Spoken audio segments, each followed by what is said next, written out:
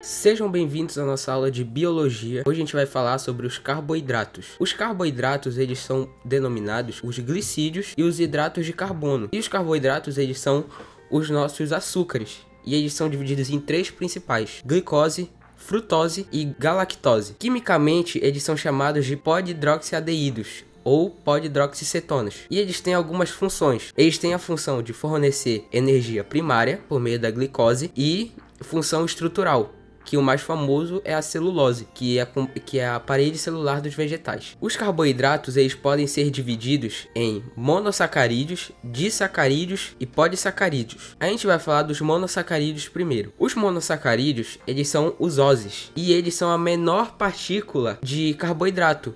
E por eles serem muito pequenos, eles passam por absorção direta. Ou seja, em vez do nosso organismo quebrar para poder absorver os nutrientes, como eles são muito pequenos, eles passam direto. E a gente tem uma estrutura para a glicose que é CnH2ON. A gente vai ver como esse N pode ser classificado daqui a pouco. Bem, falando da divisão dos carboidratos, dos monossacarídeos, eles podem ser divididos em pentoses no caso, ou hexoses. As pentoses, elas vão ter o N, lembra do N que eu falei? O N vai ser o número 5. Ou seja, vai ficar C5H10O5. E os principais monossacarídeos da pentose são a ribose e a desoxirribose. Falando da hexose, que é basicamente o que a gente vai mais trabalhar nessa aula, que o nosso N vai ser o número 6. Ou seja, a nossa fórmula vai ficar C6H12O6. Aí tu pode perguntar, por que o H nessas fórmulas está ficando 10, 12? Porque o 2, o N, ele tá fora do parênteses multiplicando. Ou seja, ele vai multiplicar tanto O quanto o H2. Sendo o H2 duas moléculas, ele vai ser multiplicado duas vezes. Ou seja, quando for 5 vai virar 10 e quando for 6 vai virar 12, entendeu? Falando dos disacarídeos, eles são nossos osídeos. Eles são formados pela união de dois monossacarídeos por síntese por desidratação. Ou seja, a gente vai pegar lá o nosso C6H12O6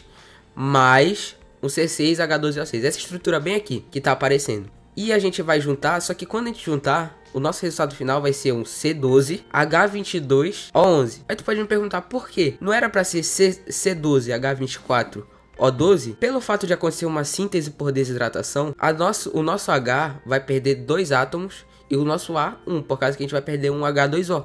Ou seja, a gente vai perder 2 átomos de hidrogênio e 1 de oxigênio.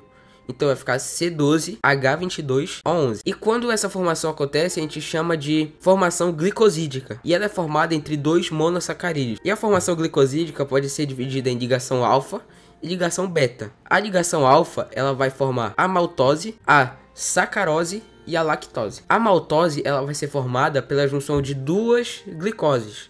Glicose mais glicose. A sacarose, ela vai ser formada por glicose mais frutose. E a lactose vai ser formada por glicose mais galactose. Lembra que a gente falou lá da frutose e da galactose e da glicose? Pois é, a galactose vai formar a lactose e a frutose vai formar a sacarose. Na ligação beta, a gente vai ter a formação da celubiose, que é glicose mais glicose. Aí a pessoa pode perguntar, tá, mas como é que a gente vai diferenciar quando for maltose, já que a maltose é glicose mais glicose também? Geralmente, a questão vai apresentar pra gente se for uma ligação beta ou uma ligação alfa, ou ela vai mesmo diferenciar se é celubiose ou se é maltose. Agora a gente vai passar para análise dos polissacarídeos, que continua sendo do grupo dos osídeos. Os polissacarídeos, ele é dividido em 5 principais. Primeiro, o amido.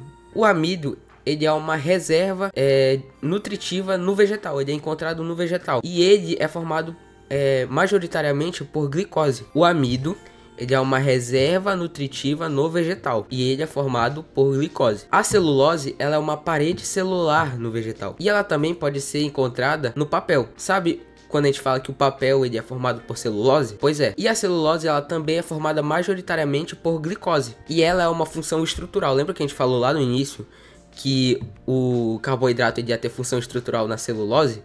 Ele é uma função estrutural. Ele não é uma forma de fornecer nutriente para o vegetal. Ele é apenas uma parede celular que compõe o vegetal. Depois a gente vai ter a quitina. A quitina, ela é uma parede celular encontrada nos fungos e no exoesqueleto dos artrópodes. Um artrópode, ele é todo inseto. Qualquer inseto é um artrópode. E ele também tem função estrutural. Só que a quitina, ela é formada por glicose, mas ela também pode ser nitrogenada. pode ter nitrogênio. Então ela não é só glicose. E depois a gente tem o glicogênio. O glicogênio talvez ele seja a parte mais importante dos polissacarídeos, porque o glicogênio ele é uma reserva nutritiva nos fungos e nos animais, inclusive no ser humano. E ele é encontrado no fígado e nos músculos. Ou seja, o nosso glicogênio, a nossa reserva de energia, a nossa reserva de açúcar, ela fica no nosso fígado ou no nosso músculo, entendeu? Essa é a parte mais importante. Provavelmente quando a questão for cobrar sobre glicogênio, tem que pensar sobre polissacarídeo, tem que pensar no glicogênio. Primeiramente, provavelmente ela vai falar do glicogênio. E depois a gente vai ter o ácido hialurônico, que ele é meio que um cimento intercelular no tecido conectivo do ser humano. Ele é como se fosse uma fita que conecta. A gente vai estudar sobre ácido hialurônico mais pra frente. Esses são os pontos principais que podem ser cobrados no vestibular ou na prova de qualquer série de ensino médio. É só isso que a gente precisa saber sobre os carboidratos.